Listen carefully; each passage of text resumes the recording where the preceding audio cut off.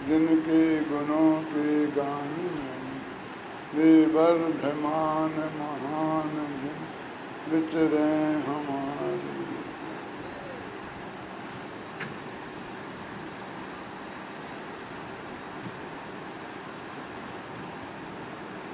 नमोकार महामंत्र की चर्चा चल रही है, जिसमें अपन ने नवोकार मंत्र की महिमा के संदर्भ में बहुत विस्तार से चर्चा की।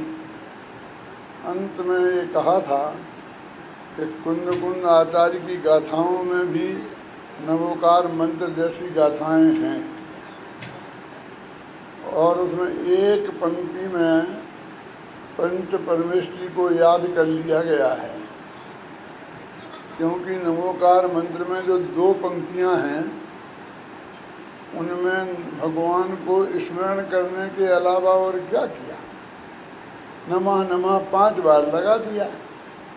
कुंद कुंद कहते हैं 5 बार लगाने की जरूरत क्या है, 1 बार लगाने से भी काम चलता है। 24 तीर्थंकरों को नमस्कार हो, 24 को एक साथ एक नमस्कार हो से काम चल जाता है ना।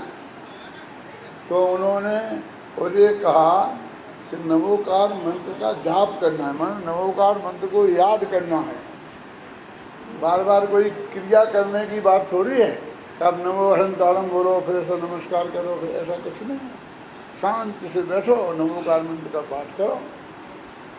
इसलिए नमोकार की बातें ही कहाँ है, तो वो कहते हैं अरहंत सिद्धाचार्य पाठक साधु हैं परमेष्टि पण। ये 5 परमेष्टि हैं, ये सब आत्मा की अवस्थाएं हैं। इसलिए मैं तो आत्मा की शरण में जाता हूँ। तो वो अरहंत शरणम पवज्जामि, वहाँ तक की विषय वस्तु को एक ही गाथा में समेट लिया। अरहंत सिद्ध आचार्य और उपाध्याय ये भी पर्याय हैं। सम्यक दर्शन ज्ञान और चारित्र और तप ये भी पर्याय हैं। तो दूसरी गाथा में उन्होंने एक चाहे वो अरहंत, दोनों में क्या फर्क है। ये पर्याय हैं जो हमें करना है प्राप्त, सम्यक दर्शन ज्ञान चारित्र, और इन्हें प्राप्त करके जो पर्याय हम प्राप्त करेंगे वो है पंच परमेष्टि। बात लगभग एक सी ही है ना। जब ये बात कही कि आत्मा ही है शरण, तो एक प्रश्न खड़ा होता है, अपने अपने में शरण का क्या मतलब है। कोई दूसरे की शरण में जाता है, नमस्कार करने की बात भी हो तो हम दूसरे को नमस्कार करते हैं। व्यवहार में तो यही देखा जाता है कि नमस्कार करने की क्रिया, पूजा करने की क्रिया 2 द्रव्यों के बीच में होती है। और तुम कहते मैं नहीं नमस्कार किया, मेरे कोई नमस्कार किया, मैं मेरी शरण में जाता हूँ, मैं मंगल हूँ, मैं उत्तम हूँ, इसका क्या मतलब है। अटपटा नहीं लगता है। तो आचार्य कहते भाई वास्तव में निश्चय से तो एक द्रव्य दूसरे द्रव्य को शरण देता ही नहीं। ये तो व्यवहार से कहा जाता है कि मैं पंच परमेष्टि की शरण में जाता हूँ। क्यों जाऊँ, वे भी ये भगवान आत्मा अनंत गुणों के अखंड पिंड, और मैं भी असंख्य अनंत गुणों का असंख्य प्रदेशों का उतना ही प्रदेश उतना ही गुण उनका अखंड पिंड आत्मा हूँ। मैं किसी दूसरे की शरण में क्यों जाऊँ। पूज्य पूजक भाव जैन दर्शन में निश्चय से 2 द्रव्यों के बीच नहीं होता। ठाकुर साहब की बारात जा रही हो और मसाल ले जाने पड़ती थी ना, पुराने जमाने में लाइट इतनी नहीं थी, तो नाई मसाल ले जाता था, समझ। नाइयों की बारात जा रही हो तो कौन मसाल ले।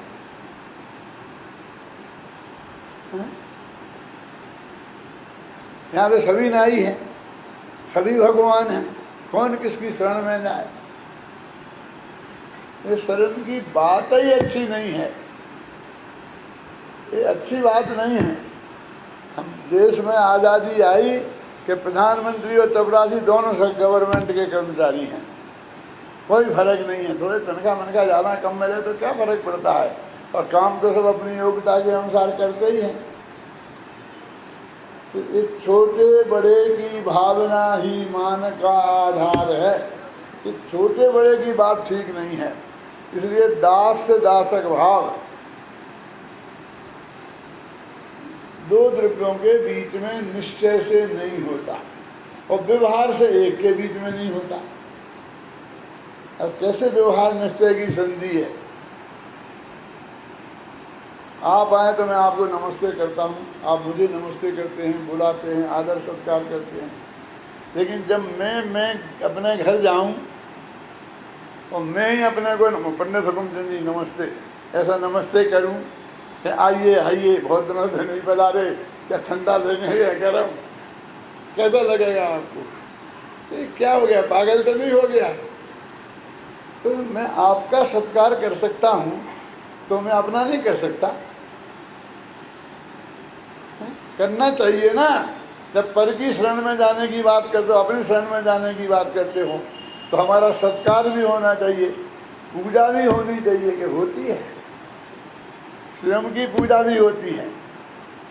ये प्रतिपादन जब मैं करता था अभय जी, तो किसी एक व्यक्ति को ये सूझा कि उसने आत्मदेव की पूजा लिख दी। बाद में तो जब मैंने उसकी पोस्टमार्टम किया कि आत्मदेव की पूजा नहीं होती और उसकी कमियां बताई, और 2-4 व्याख्यानों में ये बात आई, तो उसका कर्ता ही गायब हो गया। कर्ता कोई आदमी मैंने बनाई ये कहने को तैयार नहीं था, क्यों? छप तो गई थी। अष्टद्रव्य से आत्मदेव की पूजन नहीं होती। क्या करेंगे? जैसे हम नैवेद्य चढ़ाते हैं तो बोलते हैं ना, महावीर जिनेन्द्राय क्षुधा रोग विनाशनाय नैवेद्यम, महावीर जिनेन्द्राय जन्म जरा मृत्यु विनाशनाय जलम। तो आत्मदेव की पूजा करेंगे तो क्या करेंगे? एक गिलास में पानी लेंगे, फिर कहेंगे आत्मदेवाय नमः, क्यों? और जन्म जरा मृत्यु विनाशनाय जलम, वो एक गिलास पानी पी जाएंगे, एक लड्डू खा जाएंगे, क्या करेंगे? नैवेद्य चढ़ाते वक्त। तो आत्मदेव की पूजा पंच परमेष्ठी के समान नहीं होती। क्या? उसकी पूजा तो अलग ही टाइप से होती है। एक व्यक्ति के शादी थी, उसका जमाई भी विदेश में रहता था और बड़ा लड़का भी विदेश में रहता था। तो जब घर में शादी होगी तो उनको बुलाया गया, तो जमाई भी आया और बड़ा लड़का भी आया, दोनों सपरिवार आए, दोनों अपनी अपनी पत्नियों के साथ आए। समझना मैं क्या कहना चाहता हूँ?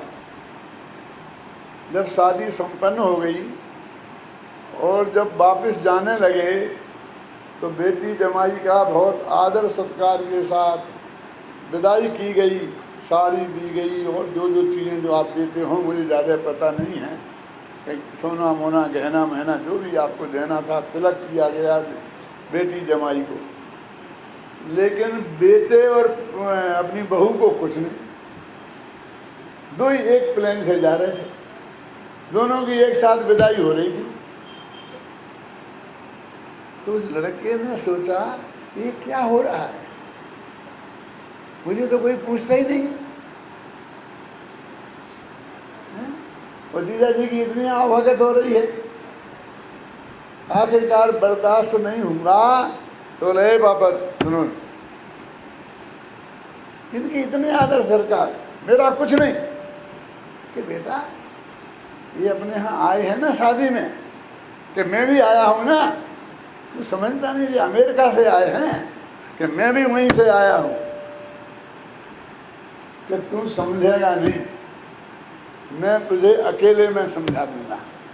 कि नहीं, सबके सामने समझाना पड़ेगा कि धर्म का चक्कर अकेले में नहीं चलता। कि बेटा घाटे में रहेगा, सबके सामने समझाऊंगा तो घाटे में रहेगा कि जो होगा सो देखा जाएगा, आप तो समझाओ। देखो, एक बेटी जमाई है पराए, इसलिए इन्हें जो दिया जाता है वो गिन गिन के दिया जाता है, और तुम हो घर के, इनको गिन के नहीं दिया जाता है, सर्वस्व दे दिया जाता है। रजिस्ट्री तुम्हारे नाम करा दी जाती है। और अब किसकी पूजा कैसे होती है, बेटे को कुछ दिया कि नहीं दिया, आज तक तिलक तक नहीं लगाया हो, 5 रुपए तक नहीं दिए, दिए कि नहीं दिए। जिसको सब कुछ देना होता है उसको कुछ नहीं देने का नाटक करना पड़ता है। और जिनको कुछ देना होता है उनको देने का नाटक करना पड़ता है। कैसा जगत है। अपने भगवान आत्मा में तो सर्वस्व समर्पण करना है, उसे अपना जानना है, उसे अपना मानना है, उसमें ही जम जाना है, उसमें ही रम जाना है अनंत काल तक के लिए। लेकिन उसके ऐसा जलम चंदनम वाला आडंबर नहीं होता। और ये पंच परमेष्ठी तो पर भगवान है, ये निज तो है ही नहीं। ये अपनी आत्मा से दूसरे आत्मा है ना। बहुत खतरनाक बात है कि देखो अब ये पंडित पर भगवान को पराया कहने लग गए। क्यों? भगवान को पराया कहना, भगवान को गाली देना है। एक प्रश्न कर लूं छोटा सा, सब अपने मन में ही जवाब देना। दुनिया में सारी स्त्रियों को हम 2 भागों में बांटते हैं। कौन? स्वस्त्री और परस्त्री, ठीक है। यानी मैं कोई अपनी तरफ से कुछ नहीं कह रहा हूँ, सारे जगत में है ये स्वस्त्री है, बाकी सब परस्त्री है। माँ कौन है? स्वस्त्री के परस्त्री। तुम्हें शर्म नहीं आती माँ को परस्त्री कहते हुए? शर्म तो आती है, लेकिन तुम बताओ ना कौन है इन 2 में? तो एक तो होगी ना वो। यदि परस्त्री नहीं है तो स्वस्त्री तो हो ही नहीं सकती। बोलो क्या करना आप? तो माँ को परस्त्री कहना ये माँ का अपमान नहीं है, ये तो वस्तु के स्वरूप का सत्य है। वो पराई पत्नी है ना, सगे बाप की सही, लेकिन बाप भी तो पर है कि नहीं।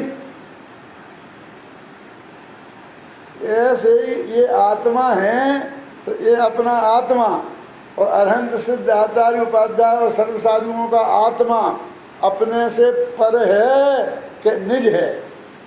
और पर है तो परात्मा हुआ ना, निजात्मा नहीं हुआ। परमात्मा परात्मा है।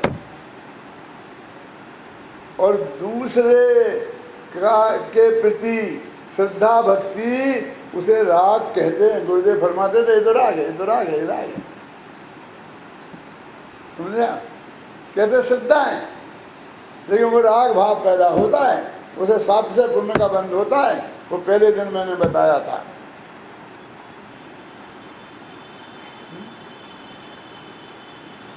तो उनकी पूजा तो अष्टद्रव्य से होती है, जैसा रोजाना आप लोग करते हैं। वो तो मुझे सिखाने की जरूरत नहीं है। अब मुझे तो ऐसा लगता है कि थोड़ा भुलाने की जरूरत है कि बहुत ही ज़्यादा अति हो गई है। देखो, मैं एक सत्य का ज्ञान कराता हूँ, किसी की आलोचना करना मेरा रंच मात्र भी उद्देश्य नहीं है। लेकिन एक सत्य को जानना है ना आपको। तो मैं एक बात पूछता हूँ कि पंचकल्याणक होता है, उसमें इंद्र बने, इंद्राणी बने, वो तो ठीक है, क्योंकि इंद्रों ने किया था उनका पंचकल्याणक ऋषभ देव का असली, और उसी की नकल हम कर रहे हैं। लेकिन रोजीना हम भगवान की पूजा करते हैं। हमने एक छोटा सा विधान किया, संवेद शिखर विधान, कोई भी किया छोटा सा 1 घंटे का विधान, शांति विधान किया, उसमें भी इंद्र इंद्राणी कि आदमी को पूजा करने का अधिकार ही नहीं है। क्या कहना चाहते हो आप? अब इसमें कोई आलोचना की बात है? हमें आदमी रह करके हम पूजा क्यों नहीं कर सकते?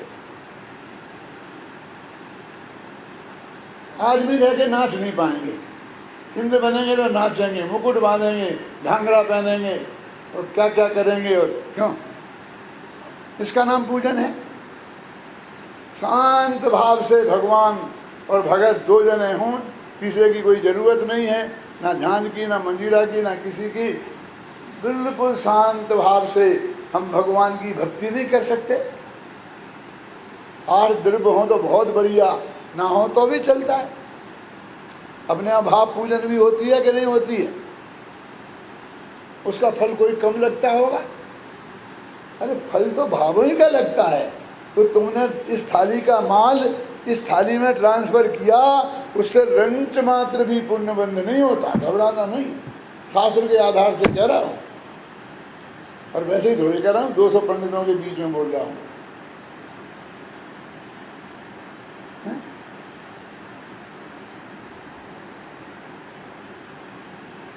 तो थोड़ा बहुत भक्ति का काम भक्तों मनुष्यों को भी रहने दो।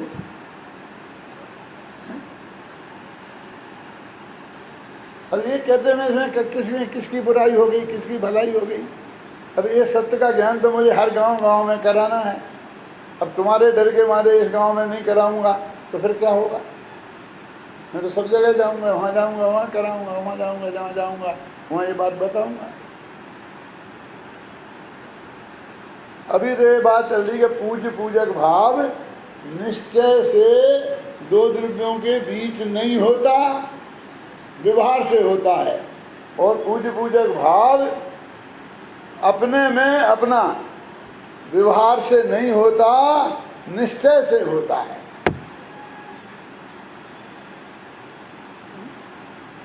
आप हमारे घर आते हैं तो जो आइए आइए चाय पानी लेंगे, ये करेंगे, सब पूछते क्या नहीं? और हमारा ही बेटा आए तो आइए आइए चाय लेंगे कि पानी लेंगे, ऐसे मैं पूछता हूँ क्यों? अरे बाप से भी कौन पूछता है? आ जाए पापा बाबा को दे देंगे। हम कहते क्यों परमात्मा चाय पिएगा? पूछेंगे तो ऐसा अपने पिएगा कि आपके साथ पी लूँगा, है परमात्मा की भी बनाना क्यों? है? वो भी कहता है पापा चाय पियोगे? पूछता क्यों है? बनवा लेना है? ये विनय का व्यवहार ऐसा मतलब नहीं है कि बाप बेटे में एक दूसरे की विनय नहीं करते हैं, अति विनय करते हैं। पड़ोसी से क्या मिलने वाला है? बाप से तो सारी संपत्ति मिलने वाली है, एक एक चीज। फिर भी ज्यों ज्यों नजदीकी आती है त्यों त्यों व्यवहार कम होता जाता है। ये सिद्धांत समझ में आया?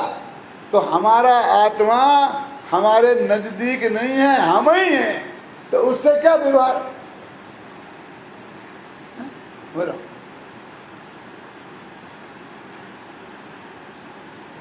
इसलिए बाहर व्यवहार मत देखना। अभी ये तो एक कह रहे हैं कि ये साध्य साधक भाव की जो भक्ति है वो स्वद्रव्य के बीच में ही होती है। समय सार में एक कलश आता है, 16वीं 17वीं गाथा अपन ने पढ़ी थी, गुरुदेव जी के बताया, अभय जी ने अपन को हुआ था। उसके ठीक पहले 16वीं गाथा के ठीक पहले 15वां कलश है। क्या बात, गजब हो गया।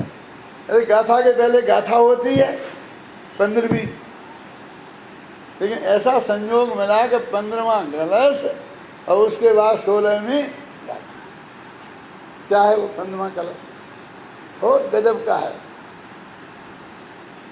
एष ज्ञान घनो नित्यम, एष ज्ञान घनो आत्मा नित्यम सिद्धमभीषभी साध्य साधक भावेन दुधैके समुपास्यताम्। एष ज्ञान घनो आत्मा, यह ज्ञान का घन पिंड, आनंद का रसकंद, अनंत शक्तियों का संग्रहालय, अनंत गुणों का गोडाउन, ये भगवान आत्मा क्या है? एष ज्ञान घनो आत्मा नित्यम समुपास्यताम, इसकी नित्य उपासना की जानी चाहिए। नित्यम माने हमेशा और समुपास्यताम माने उपासना की जानी चाहिए। एष ज्ञान घनो आत्मा नित्यम समुपास्यताम। कैसे करें भाई साहब? अपने आत्मा की पूजा कैसे करें? कौन से पंडित को बुलाएं? अभय कुमार जी को कि संजय देवर को? हाँ, किसको बुलाएं? कि किसी को बुलाने की जरूरत नहीं है, मेरे से काम चल जाएगा। क्या कहते हैं सुनो, एष ज्ञान घनो आत्मा नित्यम समुपास्यताम साध्य साधक भावेन। चाहे तुम साध्य भाव से करो और चाहे साधक भाव से करो, लेकिन उपासना करने योग्य अपना भगवान आत्मा है अकेला बस। साध साधक भावेन दुधैकः समुपास्यताम।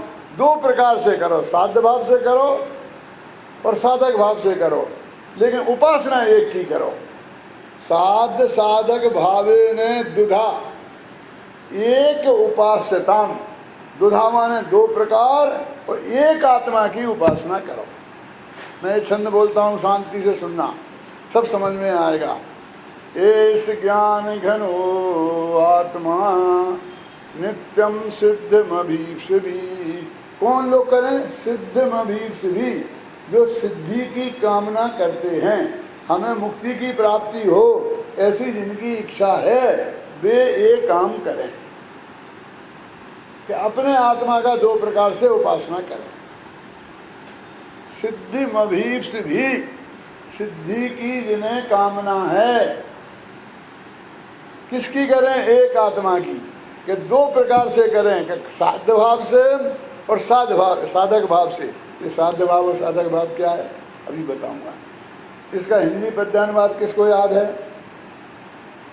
गला किसका अच्छा है? बोलो बोलो, खड़े जोर से बोलो बोलो, क्यों घबराते हो?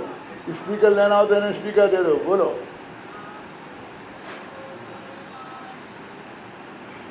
चल, हाँ, ये हमारा एक प्रवीण है ना, इसको बहुत याद है, समय सार, प्रवचन सार, नियम सार, सब कंठस्थ याद है। हाँ हाँ,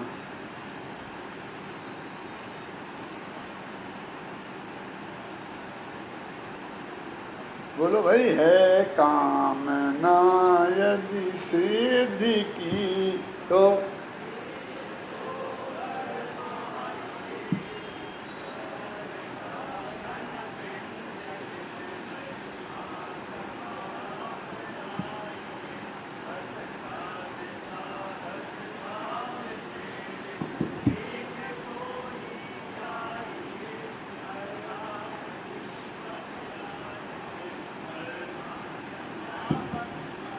हाँ सुनो, द्वारा सुनो, अब शांति। है कामना यदि सिद्ध की ना चित्त को भरमाइए, ज्ञान का घन पिंड चिन्मय आत्मा अपनाइए, बस आत्मा बन जाइए। बस आप हो।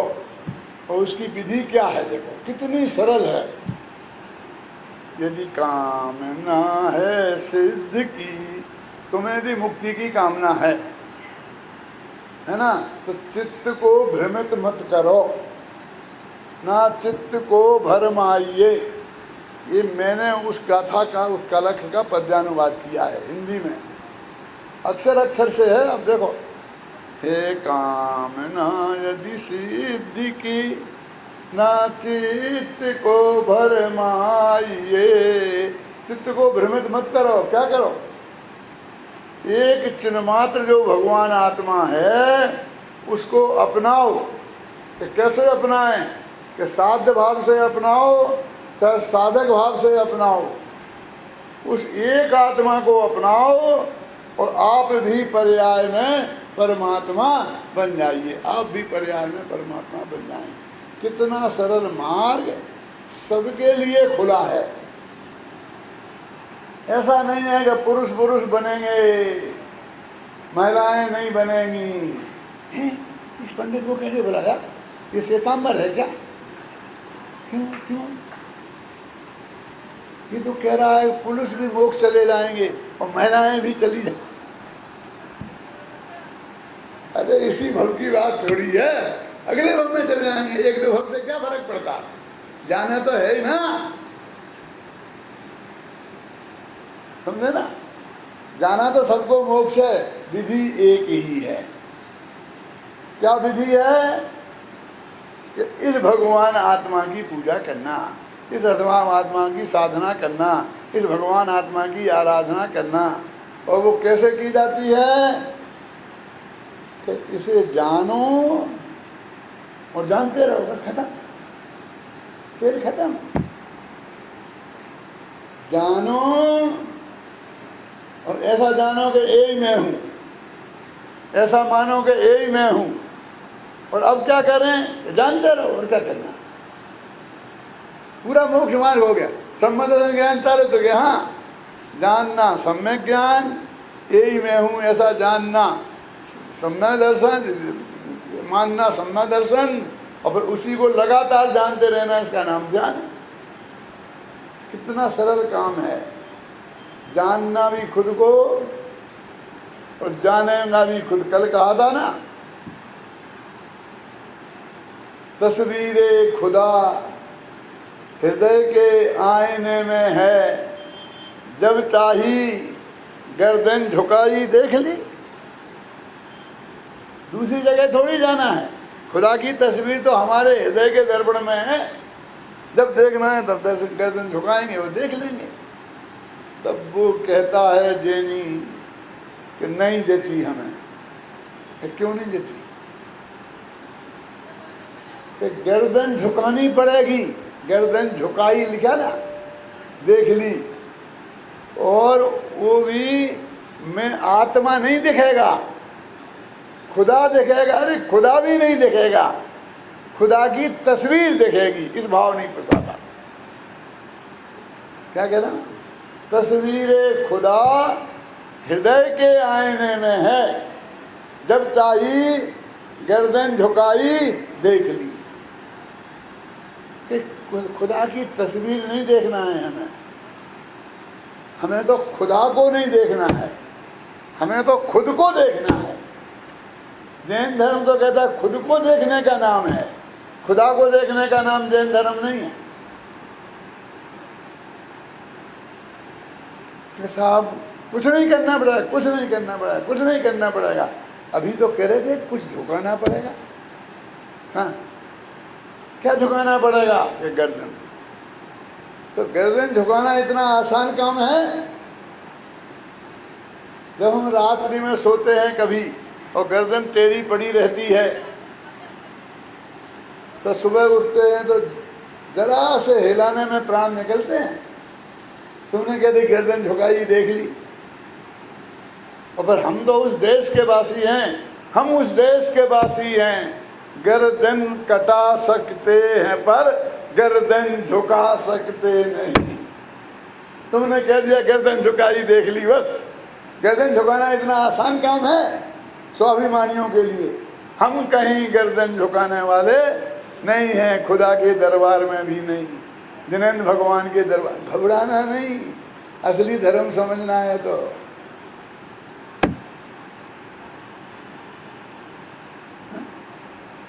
ये गर्दन कहीं दूसरी जगह झुकने के लिए नहीं है। कहाँ झुकेगी? गर्दन नहीं भैया, गर्दन तो पुद्गल की है, वो तो शरीर की क्रिया है। उसके झुकाने से तो क्या होगा? अपना जो उपयोग है, उपयोग समझते हो, ज्ञान, ज्ञान की पर्याय, उसको झुकाना है। तो उसमें कुछ आंखें ऐसी नहीं करनी पड़ती, ऐसा नहीं करना पड़ता। अपनी जो भगवान की मूर्ति है वो कैसी है? झुकी हुई गर्दन की है, ऐसी है। बहुत से लोग सामायिक करते में आपने देखा होगा, क्यों गर्दन का को झुका रहे? अपने यहाँ तो ऐसे अकड़ का काम है, रीढ़ की हड्डी सीधी रहना, गर्दन सीधी रहना, सब कुछ सीधा रहना, क्यों? और आंखें खुली रखना कि बंद? तुम भी आंखें बंद करवाओगे जिसमें हम कुछ देख नहीं पाए। खूब देखो ना तुम सबको, लेकिन जब आत्मा देखना होगा तो आंखें बंद करनी होगी। आंखें बंद होंगी उस समय आंखें खुली नहीं होगी।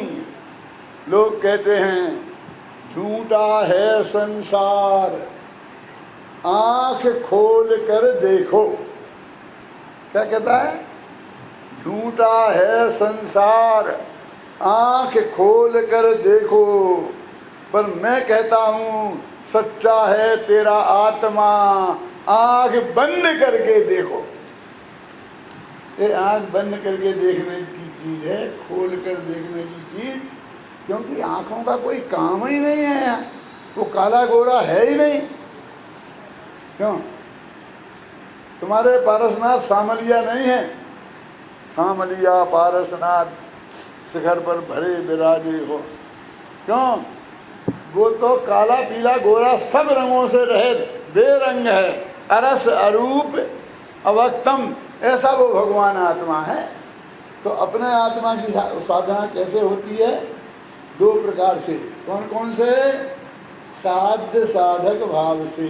ये साध्य भाव क्या है और साधक भाव क्या है?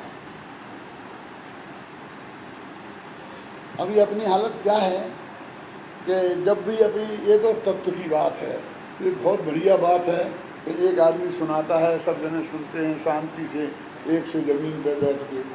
लेकिन जब ये कोई सम्मान समारोह चलता है ना, इन देवताओं की पूजा का काम चलता है ना, तब धीरे धीरे सब खिसक खिसक के ऊपर आते जाते हैं, तो नीचे कोई नहीं बचता है। देखो क्या? अब वो कहते हैं भाई ये कैसे करें, किसे उतारे किसे बैठाए? कि चित्त की गद्दी पे से किसको किसको बैठा है? सिद्ध भी अनंत हैं।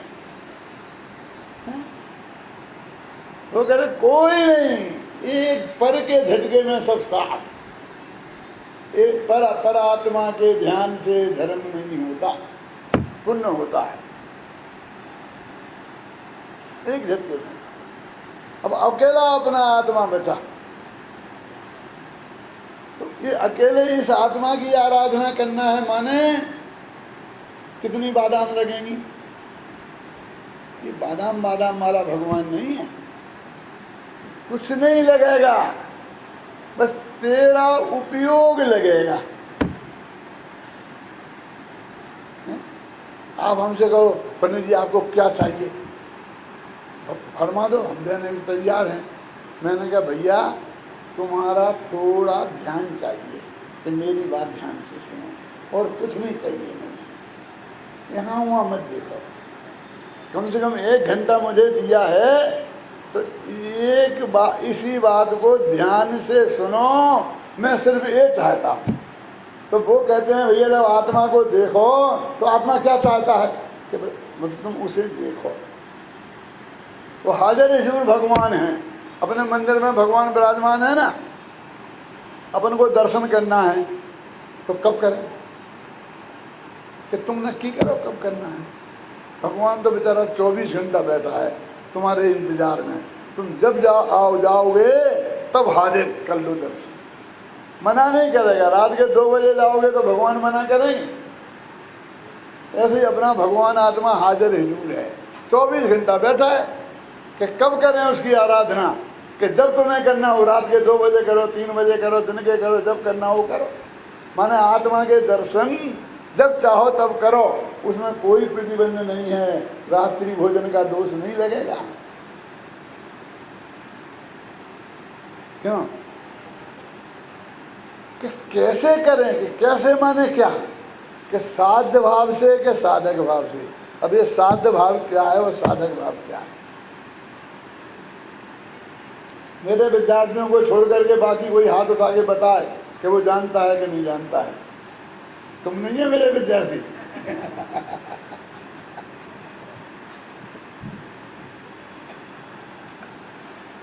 देखो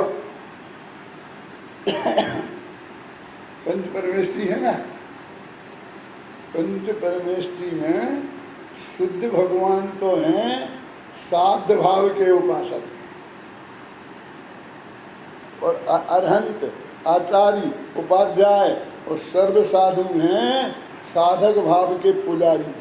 ये क्या कह रहे? सिद्ध अरहंत आचार्य उपाध्याय सब पुजारी हैं कि हाँ? हमारी स्थिति क्या है कि पंच परमेश्वरी तो पूज्य हैं ही, फिर फुल्लक जी कि हाँ वे भी हैं, एलक जी वे भी हैं, आरका जी वे भी हैं, पद्मावती जी के वे भी हैं, पिताजी के वे भी हैं, पंडित जी के वे भी हैं। ये सब वहाँ से खिसक खिसक के ऊपर वेदी पे आते जाते हैं। यहाँ उल्टा चला है कि पंच परमेष्टि भी पुजारी हैं, उपासक हैं, उपास्य नहीं हैं। एस ज्ञान घनो नित्यम, एस ज्ञान घनो आत्मा नित्यम सिद्धिमभीषिभी। उस आत्मा की क्या साध्य साधक भावेन दुधैके समुपासताम, दो प्रकार से एक की उपासना करो। तो साध्य भाव से करो माने सिद्ध बन के करो, साधक भाव से करो माने अरहंत बन के करो, आचार्य बन के करो, उपाध्याय बन के करो, साधु बन के करो। ये उपासक हैं। हमारा तुम्हारा नंबर कहाँ आता है कि तुम तो विषय कसाय के उपासक हो। ये देंगे भगवान, ये देंगे, तो किसकी उपासना हुई? जिसकी असली चाहत होती है, उपासना तो उसकी कहलाती है ना। हमें 5 इंद्रियों के विषयों की चाह है, उसके उपासक है ना। एक थोड़ी अपेक्षा और है, यदि अरहंत भगवान को भी साध्य भाव में ले लो तो 2 परमेष्टि हो गए साध्य भाव के उपासक और 3 हो गए साधक भाव के उपासक। अब ये साध्य साधक भाव क्या है? पहले ये माताएं बहनें बहुत व्रत किया करती थीं। 10 मिनट लगेंगे, उठाऊँ ये बात। माताएं बहनें बहुत व्रत किया करती थीं और फिर इनका उद्यापन करा करती थी। और उद्यापन करती थी तो पंडित आकर के पूजा पाठ कराता था और फिर वो कुछ दान वगैरह देती थी मंदिर को, और इनको जो भी मंदिर में जिनवाणी भेंट करती थी, ऐसा होता था ना। अभी चलता है वो कि बंद हो गया। फिर जो भी हो, उसको बोलते थे मैंने व्रत का उद्यापन किया।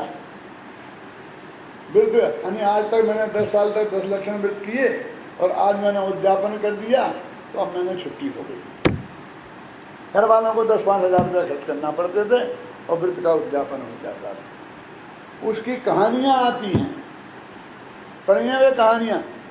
क्यों पंडितों ने, तुम लोगों ने पढ़ी कि नहीं पढ़ी?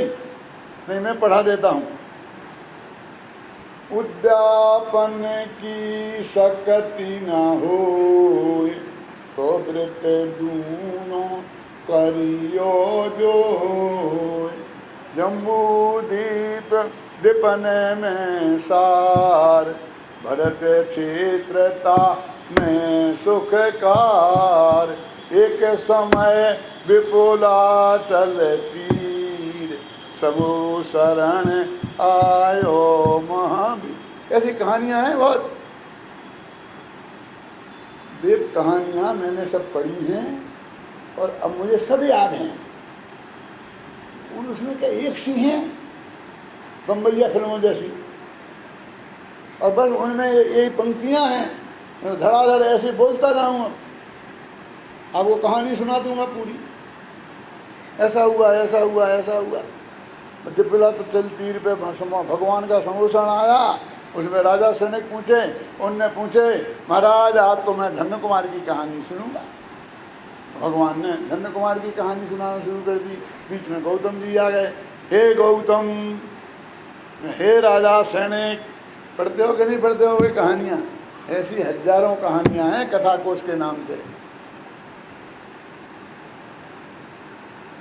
भट्टारकों के द्वारा लिखी हुई।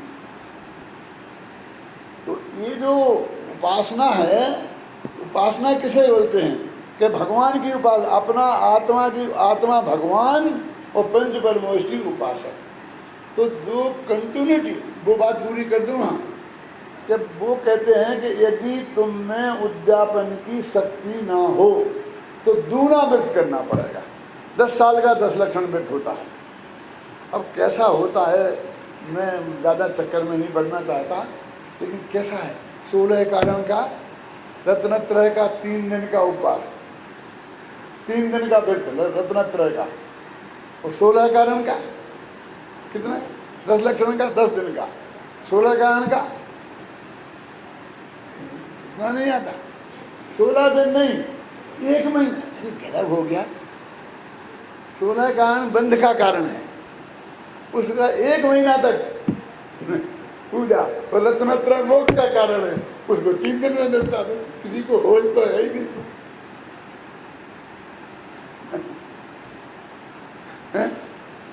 ऐसा नहीं है जे कि फूटी आंख विवेक की, कहा करे जगदीश, कंचनिया को 300 मनी राम को 30। नहीं समझ में, अरे इतनी बात समझ में नहीं आई कि विवेक की आंख फूट गई है, किसकी, जनता की। फूटी आंख विवेक की, कहा करे जगदीश, भगवान क्या करे है बेचारा, कहा करे जगदीश। शादी हुई थी तो शादी में नाचने के लिए एक वेश्या आई थी, उसका नाम था कंचनिया, और एक पंडित आया था फेरे पाड़ने के लिए, उसका नाम था मनीराम। अब सुनना, फूटी आंख विवेक की, कहा करे जगदीश, कंचनिया को 300 और मनीराम को 30। जब कंचनिया की विदाई की तो 300 रुपये दिए, जब मनीराम की विदाई की तो 30 रुपये दिए। पंडित की कीमत 30 रुपया और वेश्या की कीमत 300 रुपया। बोला क्या आँख फूटी नहीं है तो क्या करे? फूटी आँख विवेक की, कहा करे जगदीश, कंचनिया को 300 और मनीराम को 30। अब मनीराम, पंडित भी मनीराम था, क्या करे? कौन? जो पंडित मनीराम बनेगा उसकी तो यही दुर्दशा होने वाली है। पंडित को तो ज्ञानचंद बनना चाहिए ना, तो मनीराम तो पैसे के पीछे भागेगा, उसकी तो यही हालत होगी, कहीं भी जाए। ख्याल में आई ना? तो यहाँ ये कह रहे हैं कि अपना भगवान आत्मा, उसकी साधना 2 प्रकार से, एक साध्य भाव से और एक साधक भाव से। जो उपयोग का ध्यान से सुनना, अंदर में जाना और लगातार अंतर मुहूर्त तक अंदर में ही लगे रहना और फिर अनंत काल तक लगे रहना, इसको बोलते हैं साध्य भाव की उपासना। और अंदर जाना और फिर बाहर आ जाना, फिर कोशिश करना, फिर अंदर जाना, फिर बाहर आ जाना, इसे बोलते हैं साधक भाव की उपासना। बाहुबली 1 बरस तक आत्मा की साधना में लगे थे, लेकिन 1 बरस क्यों लग गया?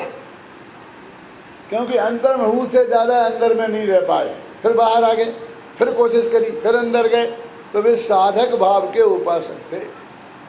और जो अंदर में गया, जमा सो जम गया, फिर लौटा बाहर आया ही नहीं, वो साधक भाव के। सिद्ध भगवान अपने में जम गए तो जम गए, अनंत भगवान अपने में जम गए तो जम गए। साधु आचार्य उपाध्याय हर अंतर मुहूर्त में वापस आते हैं बाहर, ये साधक भाव के ऊपर।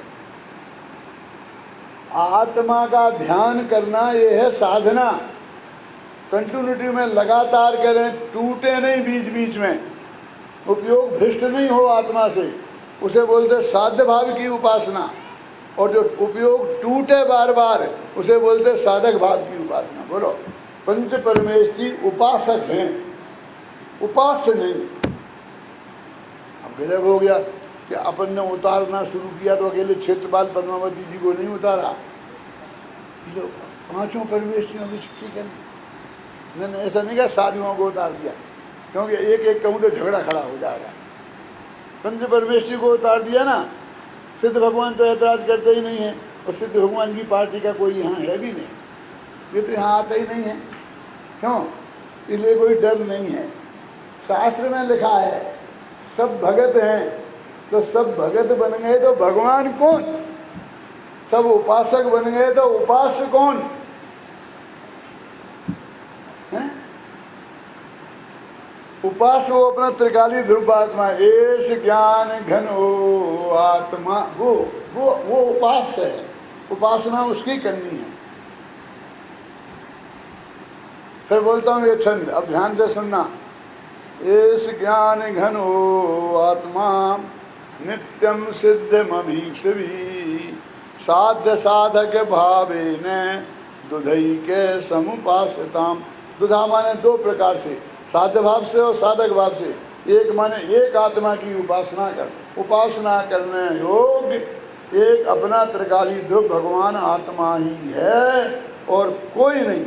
उसकी उपासना अंतर मुहूर्त तक की तो गारंटी से केवल ज्ञान होगा।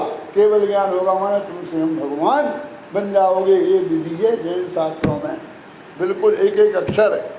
मैं सबसे चर्चा करने को तैयार हूँ, हिंदुस्तान और पाकिस्तान जहाँ से भी कोई आवे, विदेश क्षेत्र से, यहाँ से वहाँ से, जहाँ से भी आए, सबसे मार्ग तो एक ही है।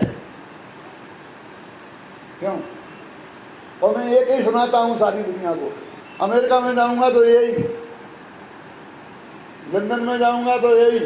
मेरे पास तो एक ही माल है, एक ही भाषा है अपनी भारतीय हिंदी भाषा, ये सरल सहज भाषा। और इसी भाषा में और यही बातें जो मैंने आपको मुजफ्फरनगर में आके सुनाई हैं, सारे विश्व में मैं यही सुनाई है। ये कोई मैं पहली दफ़े नहीं बोल रहा हूँ नमोकार मंत्र को, कम से कम 150 दफ़े बोल रहा हूँ। जब मेरा 75वां जन्मदिन मनाया गया था तो मैं 264 गाँव में गया था और हर गांव में नवोकार मंत्र सुनाया मैंने। RSS के वो है ना लीडर, क्या नाम, मोहन भागवत, वो भी मेरी सभा में नवोकार मंत्र का सुन के गए हैं। 10 मिनट की मंजूरी दे के आए थे, 1.5 घंटा बैठे रहे, बोले और सुनाओ गुरु जी, और सुनाओ गुरु जी। तो एक दिन में भी सुना देते हो, हाँ आधा घंटे में भी सुना देते हैं, और 8 दिन में भी सुना देते हो कि हाँ पूजा 3 प्रकार की, छोटी बड़ी मझोल, जब जैसा मौका लगे तब देसी भी खोल। इस तरह नवोकार मंत्र। क्यों? कौन पूज्य है, कौन पूजक है, समझे ना। ये पंच परमेष्टि भी उस भगवान आत्मा के क्या हैं, उपासक हैं। गाथा कौन सी? अष्टपहर के मोक्ष पहाड़ की 103वीं। इसका पद्यानुवाद है, किसी को याद है? अष्टपहर का पद्यानुवाद किसी को याद होगा तो सुना सकता है। बोलो बोलो भाई, बोलो कौन है? दो स्पीकर दो उसको भैया। हाँ हाँ, सुनना, बहुत अच्छी गाथा है। अरहंत सिद्धाचार्य पाठक साधु है, परमेष्ठिपण सब आत्मा की अवस्थाएं, आत्मा ही है शरण। सम्यक सुदर्शन ज्ञान तप समभाव सम्यक आचरण, सब आत्मा की अवस्थाएं, आत्मा ही है शरण। वो ये तो मालूम 104 और 5 हैं, 103 सुनना है। यहाँ अष्टपहड़ होगा, यदि जयपुर से छपा तो उसमें होगा, नहीं पद्यानुवाद में होगा। उसमें का अर्थ ये है गाथा का कि जिनको सारी दुनिया नमस्कार करती है वो जिनको नमस्कार करें, जिसका ध्यान सारी दुनिया करती है वो जिसका ध्यान करें। माने अनंत सिद्ध इनकी सारी दुनिया नमस्कार करती है, सारी दुनिया ध्यान करती है, सारी दुनिया आराधना करती है, साधना करती है। तो जे जिसकी आराधना साधना करें वो है भगवान आत्मा, और मैं तो उसकी शरण में जाता हूँ। मैं जिसकी शरण में दुनिया जाती है वे जिसकी शरण में जाते हैं, ऐसे अपने आत्मा की शरण में जाना वो असली धर्म है। ये इसका भाव है। बाकी